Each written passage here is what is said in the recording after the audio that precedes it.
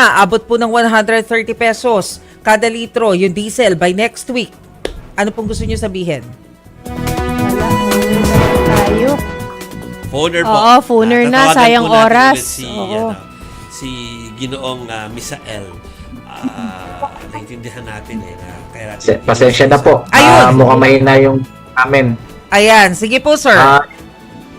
Yun nga po yun. Yun ang hiling nga namin sana. Masaya na sana ang ating sektor dahil nga nung nakaraan nag-announce na ng fare increase. Subalit ito ay binawi din ng ating mahal na Pangulo na kung saan naman parang ang tingin namin dito ay pagkukulang ng LTFRB lalo na ng DOTR mukhang hindi ata maayos na komunikasyon sa ating Pangulo.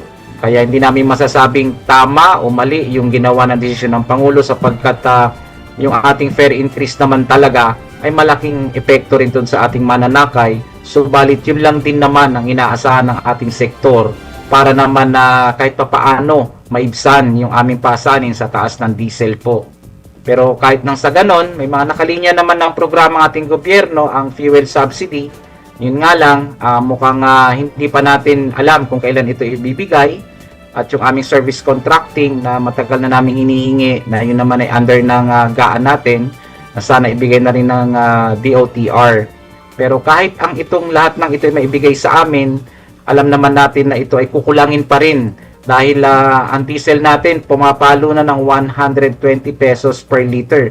Lalo na sa mga regions natin, hirap na mas mataas pa po yung diesel sa kanila. Meron ng 170 liters. 170 pesos per liter ang presyo sa mga regions natin. Wow. Sa ngayon, yun ang hinihiling namin sa ating mahal na Pangulo, dagdag na pondo at sana bilis-bilisan naman po yung pagtulong sa ating sektor dahil talaga naman po kami hirap na.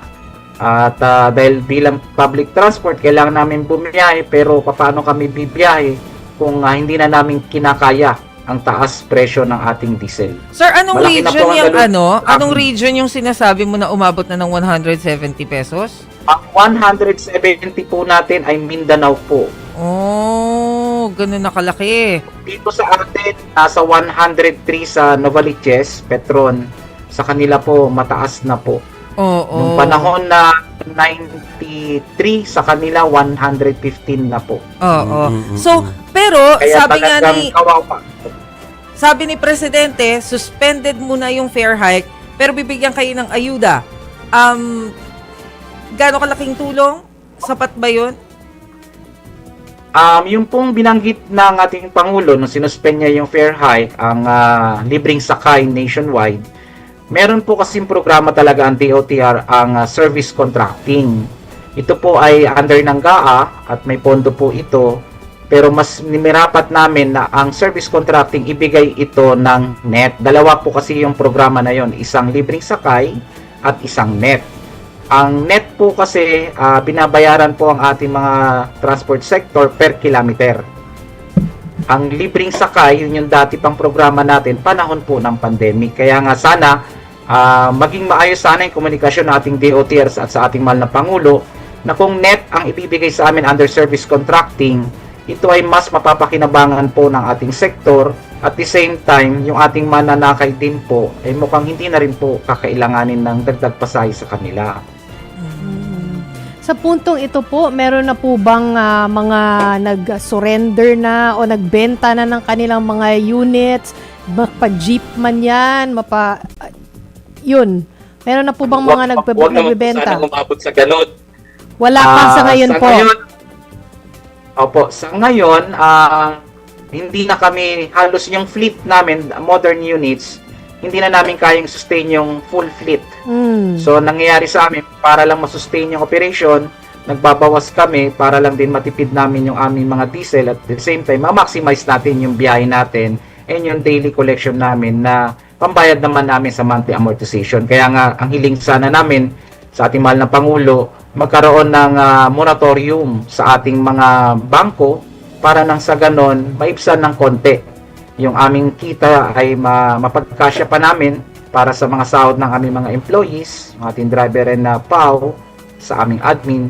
So talagang kailangan namin ng tulong galing sa gobyerno at dagdag na pondo.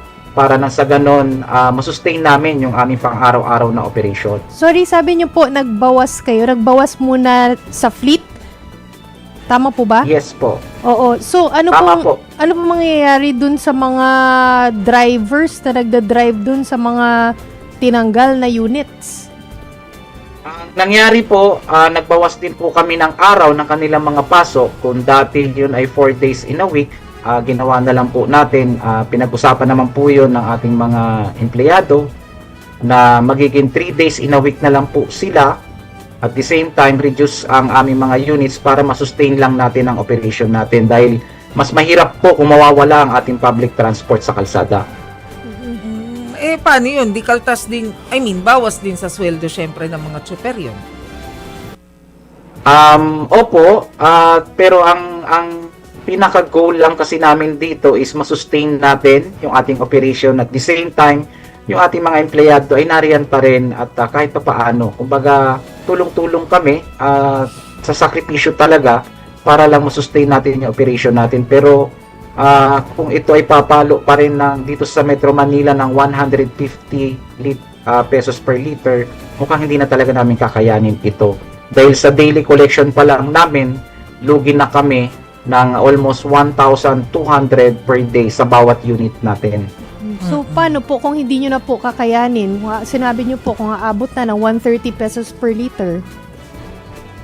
Yun po yung hiling namin sa ating mahal na Pangulo na sana bilisan yung pagbibigay ng ating fuel subsidy at yung service contracting na binabanggit niyang libreng sakay, bilisan sana na ito'y maipatupad na kaagad at makadagdag sana ng pondo dun sa ating mga ayuda na ibibigay sa transport sector. Kasi yung fuel subsidy under DSWD na 5,000, yun po ay intended para sa ating mga drivers. Yun naman pong fuel subsidy under GAA na meron tayong pondo sa DOTR na kung ibibigay nilang 5,000 po yun po ay hindi rin pwede, pero hindi rin po sasapat sa daily operation dahil magkano na po ang diesel namin. Kung ang modern unit natin ay nasa 30 liters per day, ganun po kalaki yung aming expenses sa aming daily operation. Makakatulong ang fuel subsidy, bakit hindi? Subalit hindi naman ito sasapat sa pangmatagalang solusyon. Kaya ang hinihingi po sana namin isang supplemental budget para nang sa ganon mabigyan pa ng kaunting karagdagan yung pondo ng fuel subsidy at yung ating service contracting program. Sir, Para sorry magtuloy-tuloy po yung pakipaliwanag nga sa amin yung service contracting program na yan. So, yung libreng sakay, yung grupo, kumbaga yung kooperatiba ang kinokontrata ng DOTR. Tapos, diretso na doon sa kooperatiba nyo yung bayad. Parang, ano na rin yun? Kumbaga, assurance na meron kayong kikitain for a certain period. Ganon.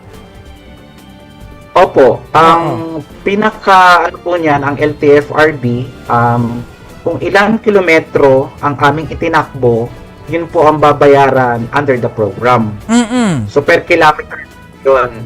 So, matutugunan natin yung public transport. At the same time, may dagdag na kita at hindi lang po kooperatiba makikinabang dito. Lahat ng 86% na consolidated entities, korporasyon at kooperatiba ay makikinabang po sa programang ito. So, bakit po ninyo sinasabi kanina na mas prefer ninyo yung per kilometer na bayad kesa dun sa isang sistema? Mas maganda po sana yung libreng sakay. Kanya lang alam naman po natin, mas malaki ang pondong gugugulin ng ating gobyerno para sa libreng sakay program.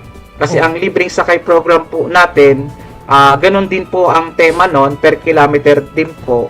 Yung mga pasahero nga lang natin ay hindi na kailangan pang magbayad ng pamasahe.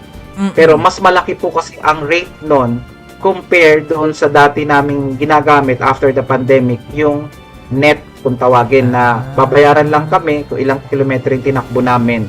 Kasi ayaw din naman namin syempre yung gusto namin kung may pondong idadagdag, gusto namin itong masustain ang aming operation lamang sa panahon ng fuel crisis. Napansin ko po hindi nyo po minention yung pagsuspinde ng excise tax po. Dahil bakit po? Hindi po ba kayo umaasa dyan? O ano po yung dahilan? Kasi karamihan sa mga nakausap po namin, yun po talaga yung pinupush nila. Sana isuspend yung excise tax? Kasi po yung issue po ng excise tax natin ay approved na po. Ito po ay inapprove na sa Kamara at sa Senado at meron na pong special power ang ating mahal na Pangulo kung ito ay kanyang ipapatupad na. Kaya po, kaya napansin nyo na hindi ko na nabanggit kasi ito po ay na-approve na po at inaantay na lang natin ang pagpapatupad galing sa kutusan ng ating Pangulo. Malaking tulong din po ito. 6 pesos din po mababawas sa diesel namin.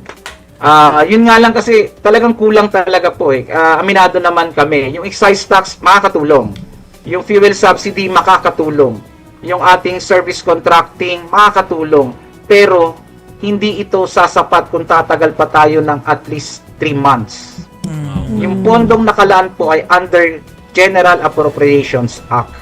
Meron na po yan sa normal na sitwasyon. Ngayon po, nasa krisis tayo, kukulangin po talaga yon. Kahit na meron na tayong yung sa excise tax natin, kung hindi na ito ipapataw pa sa amin, malaking tulong po ito. Pero kung meron pa sanang supplemental budget na ma-approve ang ating Pangulo, ay ito po ay mas malaking tulong sa ating sektor ng panlubang transportasyon. Kayo po ba ay nagkaroon na ng dialogue? Nag-request na kayo ng dialogo sa LTFRB o sa DOTR?